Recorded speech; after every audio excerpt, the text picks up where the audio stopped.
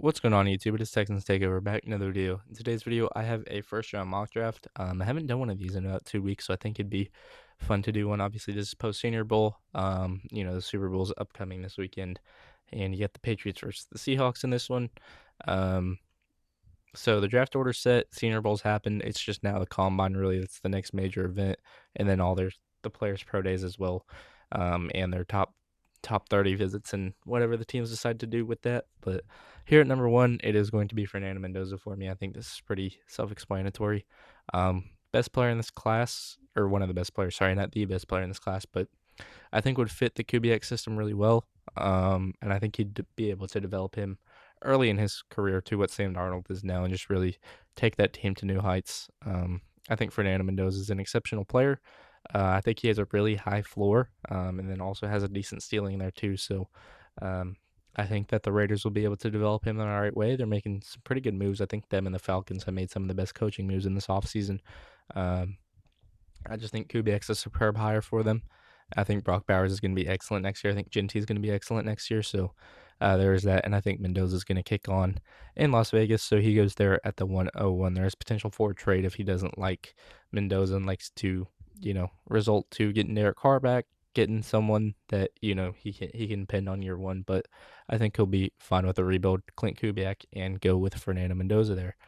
Here at number two with the Jets, I'm going to go with Arvell Reese, I think, and that is going to be him playing the edge position, not the linebacker position.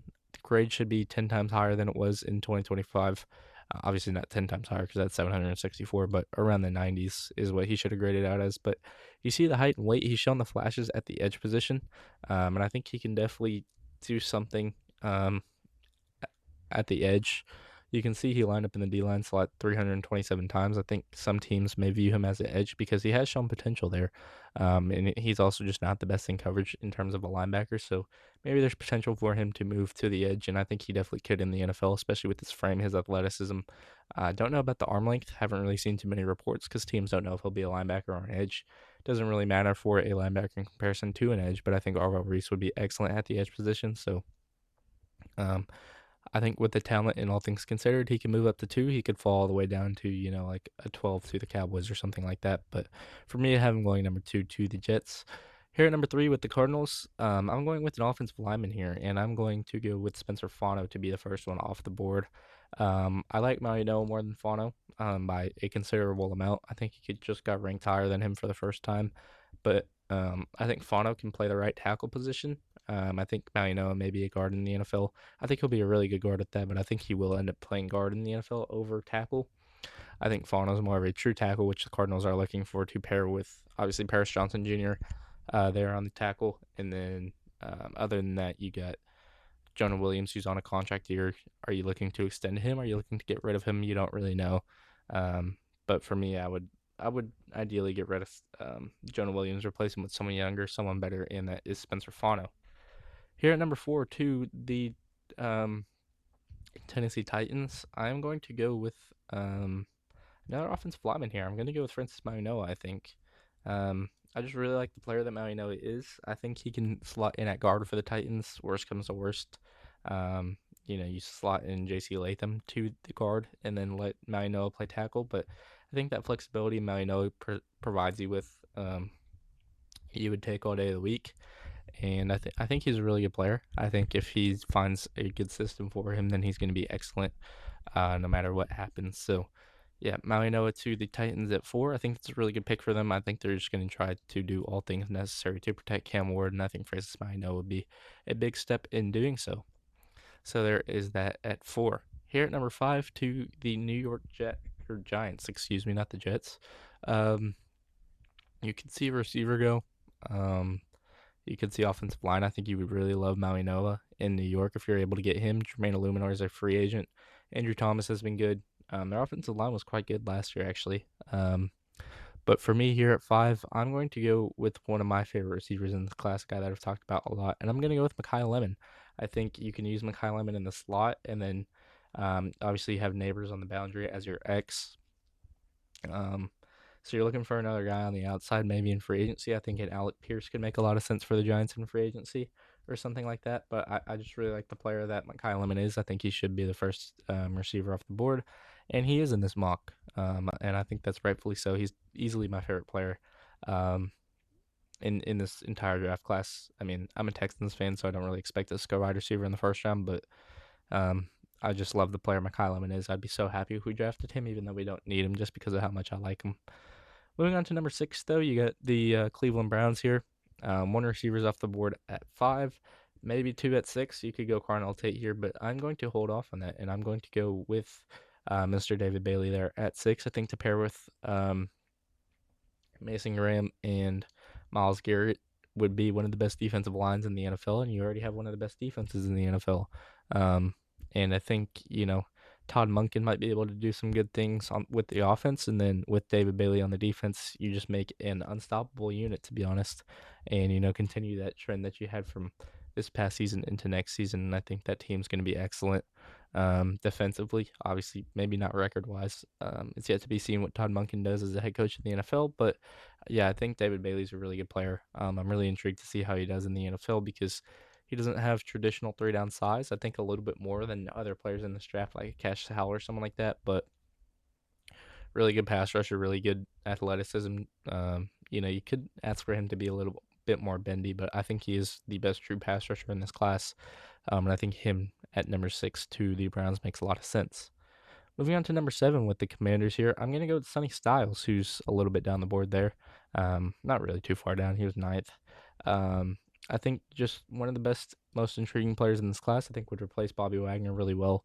You could use someone that has the athleticism that Sonny Styles has in terms of, you know, playing safety in college, playing linebacker in college. 6'5", 240 with the athleticism of a safety, but hits like a linebacker. Um, and a true linebacker at that. So I think that'd be a perfect fit there in Washington due to the versatility. And I think they could really use a player like Sonny Styles as well because he's just such an exceptional talent, and I think he could be someone that does go in the top 5. To be honest, I think him and Arvell Reese could easily switch because I do prefer Sonny Styles to Arvell Reese in terms of talent. Moving on to number 8, though, you got the New Orleans Saints. I'm going to go with Jeremiah Love here. I think they could use a running back. You've got Devin Neal, you've got Kendre Miller, and maybe you want to prioritize helping out Tyler Shough, whether that's getting a receiver in there or getting a running back in there. It's really yet to be seen. Um, what the Saints will prioritize. You do have a very decent offensive line. I think it could use some investment on the interior, but I think the exterior is very solid. Um, Obviously, you don't have the best interior offensive line in this class. I like the idea of Chase Bisontis for them in the second round, maybe. If he is there, I think he could go late first. Manuel Pregnon, same thing, could go late first, could go early second. Yeah, Ione is going to go pretty early on in this draft, in my opinion. But I think Jeremiah Love, exceptional talent. You see the stats, average 7 yards a pop the last 2 years, and found the end zone 35 times in 2 years, which is just exceptional. Easily the best running back in this draft. Um, and I think he's probably going to go top 10, no doubt. And I don't think he'll make it past 9, to be honest. But here with the Chiefs at 9, I am going to go with Mr. Ruben Bain here. I think just seems like a Chiefs player. I think we'll end up playing defensive line in the NFL. Not really traditional edge. I think he'll line up on the inside, somewhere probably in the B gap, or maybe even over the tackle if they run 3 down front rather than a 4. But I don't think he'll ever line up outside of the tackle in the NFL with that arm length that he's reported to have, unless they just lied about it and he has like 32-inch arms. But I'd even, well, you'd like 34, but 32 is a considerable amount better than what remains reported at, which is like 30 and a half. So there's that. But yeah, I feel like he seems like a Spags guy, and I think he will really fit there in Kansas City and really help them charge forward with that defense, which was so excellent last year. It was really the offense that struggled, but they need to figure some things out because that roster's not where it needs to be with Patrick Mahomes there. Here at number 10 with the Cincinnati Bengals, I'm going to go with Caleb Downs, I think. No, I'm going to hold off on that. I'm going to go, what do I want to do? I'm going to go on the defensive line here. I'm going to go with Caleb Banks. I think that's an interesting one. I haven't seen him go this high yet, but certainly could.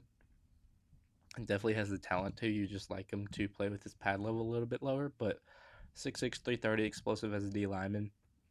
Um, you don't really know where Caleb Banks is going to go. He could go as high as here. He can go as low as the second round. A lot of people have differing opinions on what they think of Caleb Banks, but I think he's a really good player. I think he has really powerful hands, really dynamic hands, and I think he'll be exceptional in the NFL, especially when he does get coached up and able to lower his pad level. I think he'll be one of the better players in the NFL pretty early on, and I think the Bengals could use him on the interior pretty good fit there in Cincinnati. Moving on to 11 with the Dolphins, I'm going to go with Mr. Carnell Tate here. Um, I think you can play him on the outside. I think you could play him in the slot, and I think you can intermix him with Jalen Waddle, who you know is going to be your burner downfield. One of the smoothest receivers in this class. You could go Caleb Downs there at 11, which I really like too. But Carnell Tate, one of the best receivers in the class, if not the best. I think it's between him and Mekhi Lemon for that spot. But I really like the idea of Carnell Tate to the Dolphins. I think would be a perfect fit for them. Moving on to 12 with Cowboys, I think this is pretty self-explanatory. Caleb Downs is on the board. You go with Caleb Downs every day of the week, twice on the NFL draft day. Just an exceptional player, been getting college for so long. Um, yeah, just an exceptional player. I think that's the only way to put it. Really instinctive. I think he could fluctuate between um, playing in the box and being in a single high. I don't know about a double high for Caleb Downs. I definitely think he could do it, but maybe he'd be that mid read player in a two high. But um, a really good player, really instinctive, able to fill in the run game, able to cover in the pass game. Just one of the most complete safeties that we've seen in the NFL draft for quite some time, and I think it's going to be an instant impact player in the NFL as soon as he comes out. So there's that for Caleb Downs. I think he definitely has a bright future ahead of him, and I hate that I have him going to the Cowboys in this one, but it's just where I see it. Here at number 13 to the Los Angeles Rams, you got to improve that secondary, and I'm going with Jamal McCoy. I think him and Mansour Delane are easily 1A, 1B. I prefer McCoy to Delane, but some people prefer Delane to McCoy just because they saw his tape from this year. But yeah, super good player, McCoy. You see that 2024 tape, one of the best players in this class, probably a top five player in this class, all things considered. Um, if you're just watching 2024 tape, obviously that's not the truth. You got to watch 2025 as well. But yeah, an exceptional talent, and I think someone that's gonna provide an instant impact for the Rams because they do need help on the boundary, and I think Jamal McCoy definitely provides that for them. Got to replace Emmanuel Forbes, and multiple dudes on that secondary really. Because it just wasn't good enough this year, and that's ultimately why they weren't able to beat the Seahawks. Stop the run, just open on defensively in terms of the pass game. Just have a lot to work on, and I think the secondary is probably the biggest thing. Moving on to 14 with the Ravens, I'm going to go with Olavega Ione here, the 22nd best player in this class out of Penn State. Definitely not the 22nd best player in this class. Probably a top 10, top 15 guy. Just a really good player. Really good in the pass block game, really good in the run block game. Um, I think a perfect fit for what the Ravens need on the offensive line. He could look defensive line, and I like the idea of them going out and getting a Caden McDonald or someone like that, or even a Peter Woods if they bank on his potential. But I think Olavega Ione is a really good player. I think he's incredibly solid or incredibly sound, and I can see him even going like top 10 to the Bengals or something like that. But I think 14 is the best landing spot for him, if it's not 22 or 28. Um, so yeah, there's that for Olavega. Yeah, I really like the player that he is. Obviously, I hope that the Texans trade up or just go up and or are able to just get him at 28. But exceptional player. I think he's going to end up being a top 15 pick, top 20 pick at the very least, to a team that needs offensive line, which a lot do, or a lot are looking to improve on. Here at 15 to the Buccaneers, I'm going to go with Kenyon Sadiq. Just an uberly talented tight end. Incredible athleticism, one of the freak athletes that everyone likes to talk about. Um, and I think we'll go very, very high in this draft in comparison to what people think. I think 19 is a landing spot for him. I think 15 is a landing spot for him. I think even 11 is a landing spot for Kenyon Sadiq, dependent on what Bobby Slowick wants, former Texans offensive coordinator there in Miami. But I think Carnell Tate's a great pick. But yeah, I really like Kenyon Sadiq. I really like him as an athlete, and I think he could line up on the end line. He can line up in the slot. It's really what you want him to do. He's going to be able to do for you. Good blocker, good receiver. Just a little bit undersized headed into the league, but he's so athletic that I don't think it'll really matter. Moving on to 16 with the Jets, I'm going to go with Mr. Mansour Lane. I think you lose Sauce Gardner, you get Delane, you're pretty happy, especially with all the draft capital you accumulated. Trading out of Sauce Gardner and Quentin Williams, you have multiple first round picks in the next couple years. I think Jordan Tyson's an intriguing option for them. But I really like Mansour Lane as a prospect. Gets beat deep a little bit, which is the only concern, but I think really refined his technique this year. Um, and I think could be a really good corner in the NFL. I think he'll have an instant impact anywhere he goes. He could go as high as 5. I've seen that happen. I wouldn't be shocked. I could see him go 4 and wouldn't be shocked. I think he's a really good player with really sound technique, and LSU can develop some pretty good DBs, and I think Mansour Lane, after transferring there, has definitely been developed in a positive way. And I think he'll land himself probably in the top 15. I just have him here slightly out of it at 16.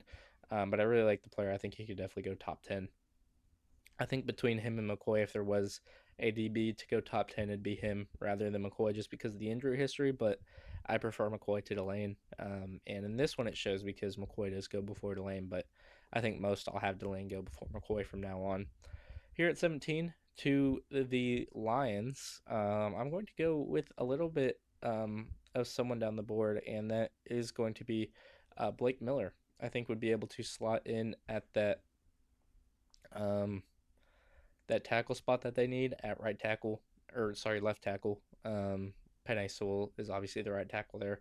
I think Blake Miller, although he played right tackle in college, will be able to play left tackle in the NFL. If you want a true left tackle for the Lions, you could go with Monroe Freeling there. Um, but I really like the idea of Blake Miller and his tape in that Lions scheme, just aggressive, plays the way that I feel like Dan Campbell would on offensive linemen to play. So that's why the pick is there. I think would be able to really bolster that offensive line and help them moving forward. Obviously, you can look for Kendrick Falk there. You can look to a Brandon Cisse there at corner, or even a Colton Hood at corner, which is going to be the pick here for Minnesota at 18. I think you could look to all those guys that I just talked about, but I really like the idea of Blake Miller coming in and shaping up that offensive line in a positive way. Colton Hood at 18, though, to the Vikings, I think showed some of the best tape of any corners in college football this year. Him and Keith Abney are pretty similar to me in terms of how good their tape was this past year. Obviously, Avion Terrell is exceptional. It's just the size that kind of concerns me. 5'11", 180. I know like Colton Hood's 6 foot and 195, but still that 15 pounds and 1 inch is still a considerable difference. Jamal McCoy, obviously 6 foot 190. In the Mansour Lane, I think is the same at 6 foot 190. So 10 pounds and 1 inch does make a pretty considerable difference in the NFL. I think Avion Terrell, to play as smooth as he wants to, is going to have to keep that weight. And I think that'll ultimately end up making him a nickel in the NFL. I think Colton Hood's going to be someone that's able to play the boundary. And I think the Vikings need someone that's going to be able to play the boundary for them. So that is why Colton Hood is the pick there at 18. Moving on to 19 with the Panthers, I think you can go D line. I think you can go edge. And why not get someone that can play all 3 downs at the edge position, stop the run at a very high rate, have an uberly high ceiling, and that is Mr. Kendrick Falk out of Auburn. Just a really good player. It's the only way to put it. I really like how he moves in the run game. Obviously, there's something to be shown in the pass game with only 2 sacks this past year. Just didn't really look like he was trying this entire year. I think he knows that he's going to be a first round pick just because of his frame, his arm length, his height, his weight, and just how young he is as well. He's got a lot of development to do, but I think if he's able to be developed the right way, then he's going to be one of the best edge rushers in the league.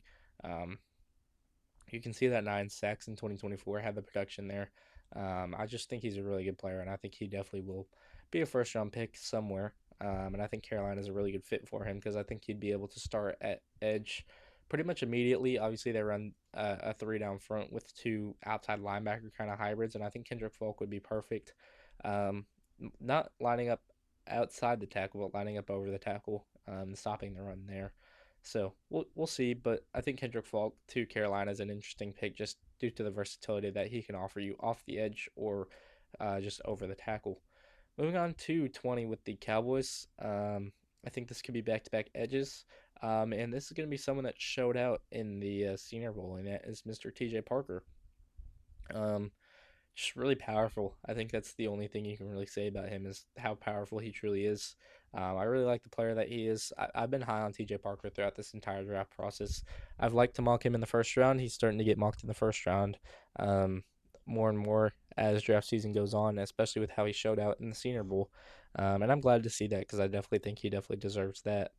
Um, so that's my pick there at 20 to really shore up that Cowboys edge rush tandem with him and Ezraku there, because this is going to be your guy that's going to be able to play the strong side edge with the size that he does possess, as well as the arm length and the power off Ezraku's. Rather, you're just like short but really lanky and quick guy. TJ Parker's kind of the opposite of that, just very powerful and a very quick first step for TJ Parker. Moving on to 21 with the Pittsburgh Steelers. I'm going to go with Jordan Tyson here. I think it's long overdue that he does get drafted somewhere, and I think he's going to be able to complement DK Metcalf on the outside perfectly. I think if you have DK Metcalf as your street guy, Jordan Tyson as your route runner over the middle of the field, catching contested balls over the middle of the field. Um, I think you could definitely experiment with that. You could experiment with him in the slot. I think he's better as an X or a Y, but I mean, if you want him in the slot at the Z, then you could definitely consider that. But I really like Jordan Tyson as a player. I just think that injury history is starting to catch up with teams, and he's getting mocked lower and lower as draft season does come along just because of his injury history. Obviously, played 9 games this year and 12 games last year, but yeah, the injuries start to add up, and you can see the laundry list of injuries when you look at him. Um, but I really like the player that he is, and I think he could be good in the NFL.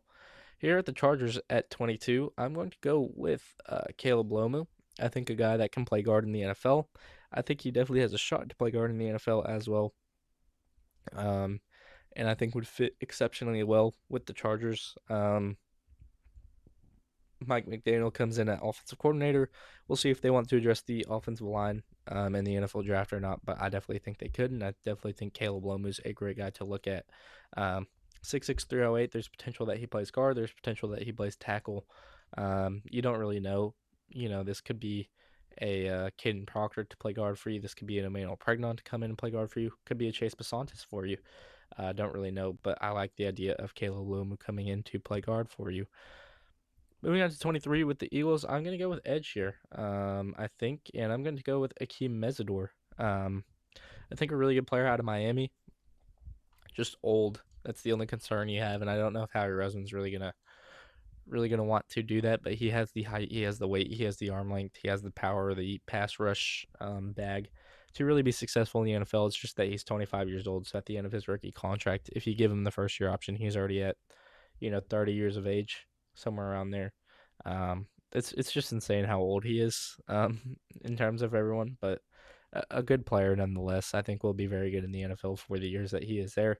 It's just that he's entering with a pretty short leash because of how old he is. So you're looking for instant production, but the Eagles certainly need that from the edge position.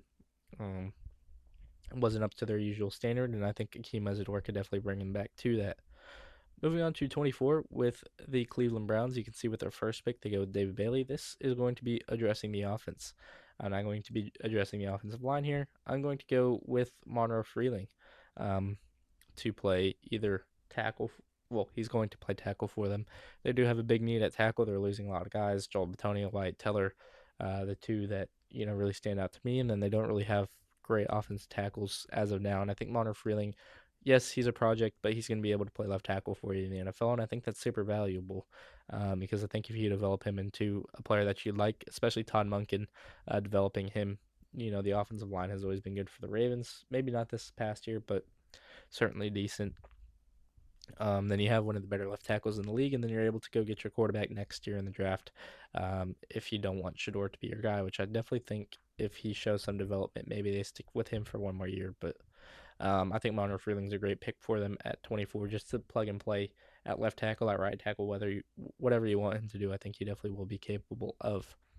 Here at 25 with the Bears. Sorry, I don't know why I just tweaked. I'm gonna go with Caden McDonald. I think a really good player, really good run stuffer, perfect fit there in Chicago. So, a team that just needs a guy that can come in and stop the run. It's him or Christian Miller, really, for me in terms of who I think is the best fit there. In Chicago, obviously Peter Woods is there. I'm I'm not crazy on Peter Woods anymore. I mean, I've watched more of his tape, and I'm just seeing regression from his freshman year to his sophomore year to his senior year. Obviously, does have a very high ceiling, which teams may bank on, but um, in this one, I'm just gonna say that teams are shying away from it. Here at 26 with the Bills, I'm going to go with. Mm, they bring in Joe Brady. Do they want to go offense or do they want to address the defense, which is very lackluster? I'm gonna go with them addressing the offense, and I'm gonna go Casey Concepcion. They're just really like the player he is. I think he's uberly explosive. I think any team's gonna be lucky to have him with his explosiveness. I think he can line up in the slot. He can line up on the outside for you. Maybe you go with Denzel Boston just because you have your slot guy in Shakir, but I think Concepcion brings something to the offense that you don't have already, and that is just a lot of dynamicism. Really explosive guy. I just don't think you have enough explosion in Buffalo, and that was really hindering the offense last season. I thought it was a lot of dip and dunk and rely on James Cook. Now you're able to rely on a receiver in Casey Concepcion, which you definitely need to be able to do. Here at 27 with the 49ers, this is where I'm going to pull the trigger on Cassius Howell. I just think you need edge depth. I think that's one of your main concerns headed into the offseason. Two Texas A&M guys back to back, actually. That's pretty funny. But I think you need depth on the defensive line headed into draft season and free agency just because of the frequency that they do get injured. I mean, you don't bank on injuries, but at the same time, you kind of have to bank on injuries. Um, I think Cassius Howell is a very decent player, but um, it's just the height, weight, and arm length is really a concern for me. He's going to have to develop. I've said this multiple times into a Brian Burns archetype, excuse me, to really have any good production in the NFL, which he certainly could. And I think he'd be decent in San Francisco. Um, I don't know who their defensive coordinator is going to be after Robert Saleh left for the Titans, and they're assembling a very good staff there. Um, but yeah, I really like Cassius Howell as a player. I think he's going to be decent in the NFL just because of how high motor of a guy he is. But the production, I don't know. We'll see. Here at 28 with the Houston Texans, I think you could go Lee Hunter here, but maybe the Texans bank on the potential of Peter Woods and decide to go with him. There's potential for that. There's potential they go with the run stuffer and Christian Miller. Potential that they go with the guard in Caden Proctor who can play guard. Maxi Iheanacho is another guy I really like that could potentially play. Um, they're going to play tackle in the NFL. Iheanacho is just really good feet and a really good frame. I think if you're looking for a guard, it's going to be Pregnon or Basantis. You could go three A&M guys in a row. I'm going to pull the trigger on Peter Woods, though.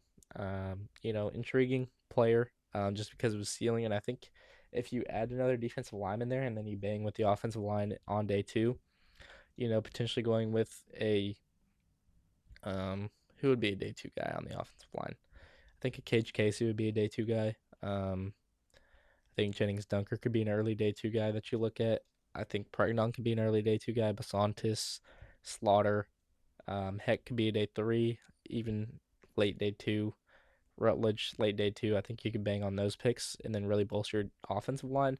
Then you win the draft if Peter Woods pans out to the potential that he definitely has. But I really like him as a player, and I think that the Texans could really utilize him in a proper manner on the defensive line and allow him to develop alongside Tommy Togiai. Moving on to number 29, I'm going to go with Ty Simpson here. Um, I think he can learn after Matt Stafford for a year, and then if Stafford decides to retire after last or next year or the year even after, I think Ty Simpson will be able to step in and do a very solid role. Um, it's the accuracy for me, man. Sometimes he just misses throws that you don't expect him to miss, but then sometimes he makes throws that, just wow you. And he had a really good start to the year, and then you can see the grades down here. He kind of just fell apart towards the end of the year. Um, and yeah, I don't know where I am with Ty Simpson. I definitely think he could go in the first round to a team like the Rams. I think that's the perfect fit for him, or even 24 to the Browns. I think that's a decent fit, or 21 to the Steelers. Um, Maybe he ends up in the back end of the first round, but we'll see. Decent player there. I just think the ceiling's not too high with Ty Simpson because it seems like he needs a lot to throw the ball where he needs to. Here at 30 with the Denver Broncos. Sorry, I don't know why I keep messing up team names. I'm gonna go with CJ Allen though. I think it's pretty easy. They really need help on the linebacking core, just some athleticism in there. I don't think they flew around to the ball as much as they should have. And I think CJ Allen definitely presents them with that opportunity. So that's gonna be an easy pick there at 30. Um, to allow that defense to move forward and be an even better unit with someone behind that elite pass rush to really just fly around to the ball, do his own thing. And I think he'd really fit there in Denver. Moving on to 31 with the um, New England Patriots, excuse me. I think this is going to be a Caden Proctor spot. I just think he's a very decent player. I like the idea of a Maxi and Adshire for them too. Maybe that should have been the pick there. But I think Caden Proctor is definitely a project. But I think the Patriots would be able to get the best out of him and developing him into one of the better offensive linemen in the league with how good their offensive line development has been over the course of the last couple of years. Caden Proctor, exceptional player with exceptional potential. It's just the tape's not all that great. So what team's really going to take a chance on him? Don't know. Um, you'd like him to lose some weight, get down to the 340 mark, and then you really have a player on your hands. But is he going to be able to? You don't know. He's just a massive human being, but he has massive potential too. So, whatever team takes a swing on him, you better hit because there is a very decent player in there potentially. Here at 32 with the Seahawks, I'm going to finish this mock draft with, I think, a corner. Um, and you know what? Let's mm, let's bring Brandon Cisse into the mix and go with him to close out this draft. I think he's going to be able to play the boundary for the Seahawks, which I think they desperately need. And I think that's one of the better fits in this draft. But yeah, that is my entire first round mock draft. Haven't done one of these in a while, so let me know what y'all think down in the comment section below. The last time I did this, I think, is when Dante Moore said he wasn't coming or declaring for the draft. So yeah, let me know what y'all think down in the comment section below. If you did enjoy this video, please be sure to like, subscribe. And as always, it's Texans Takeover, and I'm out. Thanks again for watching. Peace.